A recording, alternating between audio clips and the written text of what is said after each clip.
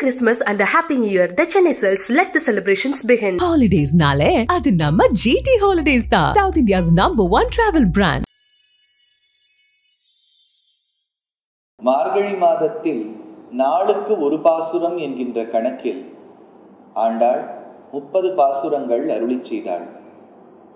முதல் பாசுரத்தால் மார்கழி மாதத்தின் சிறப்பை சொல்லிவிட்டு, இரண்டாவது பாசுரத்தால் செய்ய வேண்டியது எது, செய்யக்கூடாது எது என்பதனை சொல்லி, மூன்றாவது நாலாவது பாசுரத்தில் தீங்கின்றி நாடெல்லாம் திங்கள் மும்மாறி பெய்ய வேண்டும், எப்படி மழை பெய்ய வேண்டும் என்று சொல்லி, அந்த மழையால் நாம் பிரார்த்திக்கக்கூடிய ஸ்ரீஸ்பதியான நாராயணனை, கண்ணனை 5வது பாசுரத்தால் சொன்னாள்.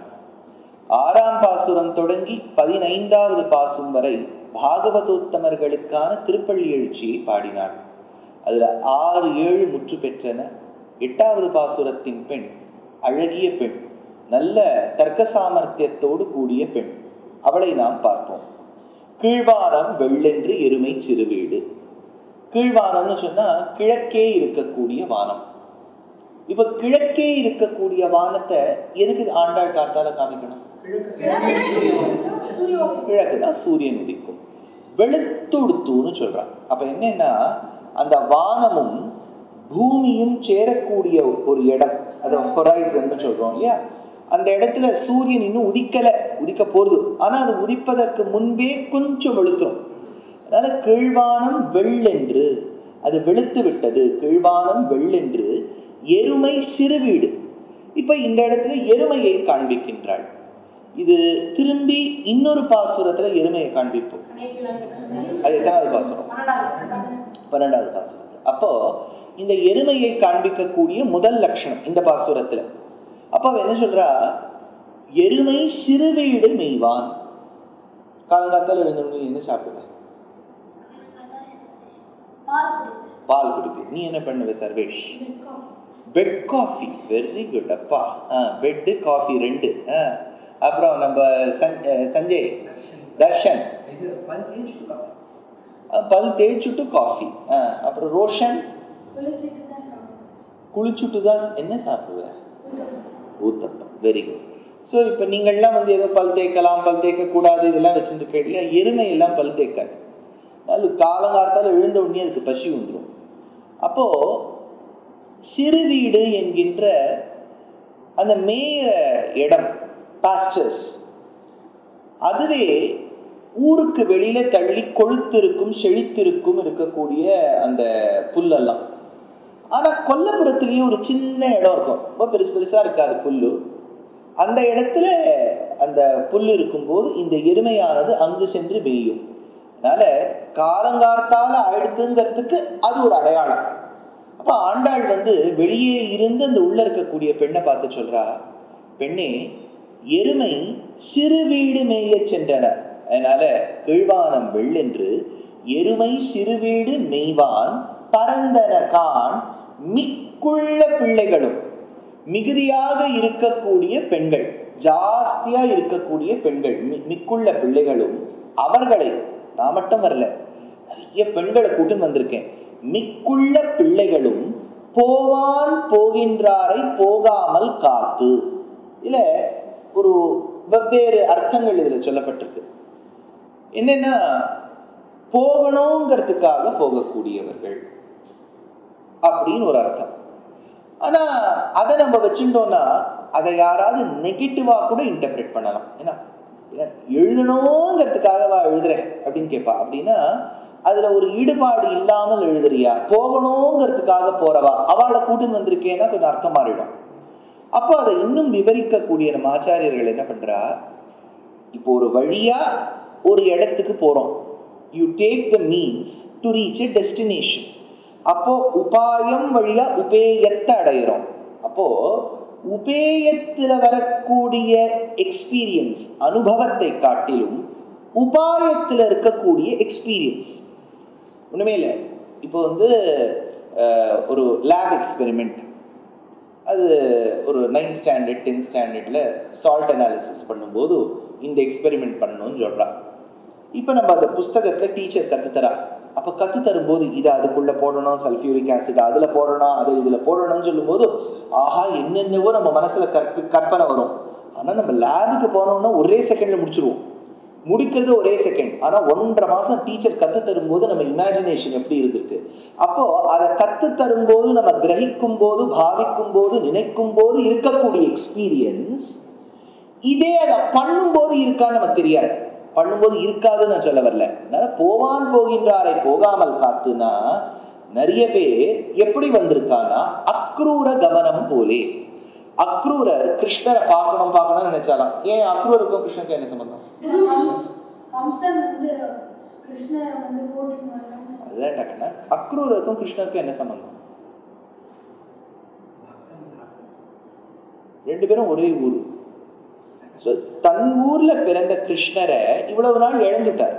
கிருஷ்ணரை பார்க்கணும்னு நினைச்சார். அப்ப கிருஷ்ணரை பார்க்க வேண்டும், அழைத்து கொண்டு வர வேண்டும் என்கின்ற கம்சனுடைய ஆக்ஞை பிறப்பித்தவுடன் கம்சன் சொல்லிட்டான், நீ போய் கூட்டின்னு வா. அப்போ உடனே அவருக்கு மனசுல எண்ணம், கிருஷ்ணரை நம்ம எப்படி பார்க்க போறோம், அவர் என்ன தரிச்சுட்டு இருப்பார், என்ன மயில் பீலி தரிச்சுட்டு இருப்பாரா, மேல முண்டாஸ் மாதிரி கட்டிட்டு இருப்பாரா, சின்ன கிரீடம் தரிச்சுட்டு இருப்பாரா, அன்னைக்கு என்ன மஞ்சள் பட்டு கட்டிட்டு இருப்பாரா, இவ்வளவு பாவனை. அப்ப அந்த எண்ணத்தோட போற. அப்புறம் கிருஷ்ணரை பார்த்தோம்னா கட்டி பிடிச்சிட்டாரு. அது வந்து வெண்ணெய் கொடுத்தா, ஜிலேபி கொடுத்தா, ஜாங்கிரி கொடுத்தா, அதெல்லாம் இருக்கட்டும். ஆனா முதல்ல நினைச்சு பார்த்தாரு பாருங்க, அது போவான் போகின்றாரை. அது 2வது திருஷ்டாந்தம் பெரியோர்கள் காண்பிப்பது திருமலை யாத்திரையை போலே. இங்கேருந்து திருப்பதி போறோம், பெருமாளை சேவிக்கிறது 10 வினாடி. ஆனா இங்கேருந்து எப்படி எதெல்லாம் கடக்க போறோம், எவ்வளவு நாளை நிக்க போறோம், நிற்கும் போது என்ன சாப்பிட போறோம், சாப்பிட்ட உடனே திரும்பி எதை சாப்பிட போறோம், இப்படியே நினைச்சுட்டு போறோம் இல்லையா. அப்ப திருமலை யாத்திரையை போலே. அப்படி அடையும் வஸ்துவை காட்டிலும் போகும் வழியில் இருக்கக்கூடிய பிராவண்யம், அந்த உபயத்தை காட்டிலும் உபாயத்தில் உண்டான ஒரு ருச்சி, அதோடு கூடியவர்கள் போவான் போகின்றாரை போகாமல் காத்து. அது பாரு, அப்படி இருக்கக்கூடியவர்களை கூட இருங்கோ இந்த பெண் 8வது பாசுரத்து பெண்ணை நம்ம எழுப்பணும் அப்படின்னு நான் சொல்ல வந்திருக்கேனே, போகாமல் காத்து உன்னை இப்படியெல்லாம் தடுத்துட்டு, யார, பக்கத்து வீட்டு பெண்ணை இல்ல, எதிர் வீட்டு பெண்ணை இல்ல, உன்னை கூவுவான் வந்து நின்றோம், உன்னை எழுப்பணுங்கிறதுக்காக வந்திருக்கோம். அப்புறம் மேல சொல்ற கோது கலமுடைய பாவாய். நிறைய வார்த்தைகள் தமிழ்ல திரிச்சொல் என்று பெயர். வட மொழியில இருக்கக்கூடிய வார்த்தைய திருச்சி சொல்லுவோம். எதிர்ச்சையா எதேச்சியா அப்படின்னு மாறுற மாதிரி கௌதூகலம் ஹிமே அப்படின்னு நிறைய ஸ்லோகங்கள் வரும். ஒரு சந்தோஷத்தோட ஆர்ப்பரிப்போட அந்த கௌதூகலம்ங்கிற வார்த்தை குதூகலம் மாறி கோது கலம் அப்படின்னு மாறிடுது. கோது கலம் உடைய பாவாய், அழகான கண்ணழகோடு கூடிய பெண்ணே. உள்ள இருக்க பெண்ணை ஏதாவது கொஞ்சம் ப்ளீஸ் கீஸ் பண்ணாதான் அது எழுப்போம். இந்த வடை காக்கா கதையெல்லாம் கேட்டிருக்கியோ, இந்த காக்காவை ஆஹா ஓஹோ நீ என்னமா பாடுறப்பாருன்னு உனக்கு மியூசிக் அகாடமியில சான்ஸ் வாங்கி தரேன், நாடகான சபால நீ பாட போற, நானான்னு அது 6 வாய் தரும்போது வடக்கிழ வந்துட்டு. ஆனா இந்த பெண்ணு நிஜமாவே அழகான கண் இருக்கக்கூடியவோ. அதனால கோதுகலமுடைய பாவா எழுந்திராய் பாடி பறை கொண்டு. கண்ணனை நாம் பாட வேண்டும். எதை வைத்துக் கொண்டு பாட வேண்டும்? பறையை வைத்துக் கொண்டு பாட வேண்டும். பறைக்கு இன்னொரு அர்த்தம் என்ன? மோட்சம். அதனால இந்த இடத்துல வந்து பறைனா வாத்தியம் தான் அர்த்தம். ஞாபகம் வச்சுக்கோங்க. எந்த இடத்துல மோட்சம் சொல்லணும்னு இருக்கு. கார்த்தால் எழுந்துக்கக்கூடிய பெண்ணை பார்த்து நான் மோட்சம் கொடுத்துருவேன்னு சொல்லிட்டா அது எழுதுக்காது. அதனால பாடி பறை கொண்டு மாவாய் பிளந்தானை.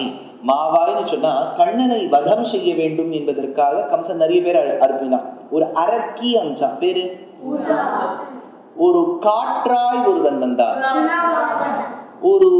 ஒரு ஷகடத்துக்குள்ள ஒருத்தன் வந்தான், ஷகடாசுரன் உத்கச்சன். அடுத்தது ஒரு கண்ணுக்குட்டியா ஒருத்தன் வந்தான், வத்சாசுரன். ஒரு மரமாக வந்தான், கபித்தாசுரன். அப்புறம் வந்து ஒரு கழுதையாக ஒருவன் இருந்தான், தேனுகன். அப்புறம் வந்து ஒரு காளையாக ஒருவன் இருந்தான், பாம்பாக ஒருவன் இருந்தான், அப்புறம் ஒரு குதிரையாக ஒருவன் வந்தான். அந்த கேசியை கொன்னு தீர்த்தவன். மாவாய் பிளந்தானை, மாவாய் பிளந்தானை, அவனை பிளந்தானை. அனிமல்ஸ் எல்லாம் கொல்லலாமா? சொல்லக்கூடாது. இப்ப கிருஷ்ணன் மேல கேச கொள்ளலாமா அப்படின்னு கேட்டா, அதனால அது அசுர குணத்தோடு இருந்ததால், மக்களை துன்புறுத்தியதால், அந்த மக்களை ரொம்ப படுத்தி எடுத்ததால் மாவாய் பிளந்தானை மல்லரை மாட்டிய, மல்லர்கள் நல்ல WWF சாம்பியன் யார் இது? முஷ்டிக சாணுரர்கள். அதனால மல்லரை மாட்டிய, மாவாய் பிளந்தானை மல்லரை மாட்டிய. அப்பேற்பட்டவன் சாதாரணப்பட்டவனா? தேவர்களான இந்திரனும் வருணனும் அக்னியும் வாயுவும் அவர்களும் சேவிக்கக்கூடிய, யாரெல்லாம் நம்ம தேவர்களாக பாவிக்கின்றோமோ அந்த தேவர்களும் சேவிக்கக்கூடிய தேவாதி தேவனை, எந்தெந்த திவ்ய தேசத்துல பெருமாள் தேவனுக்கு சுவாமி அப்படிங்கிற பெயர் பெற்றவர்? காஞ்சிபுரத்துல என்ன? காஞ்சிபுரத்துல தேவராஜன், அப்புறம் திருவஹீந்திரபுரம் தேவநாதன், அப்புறம்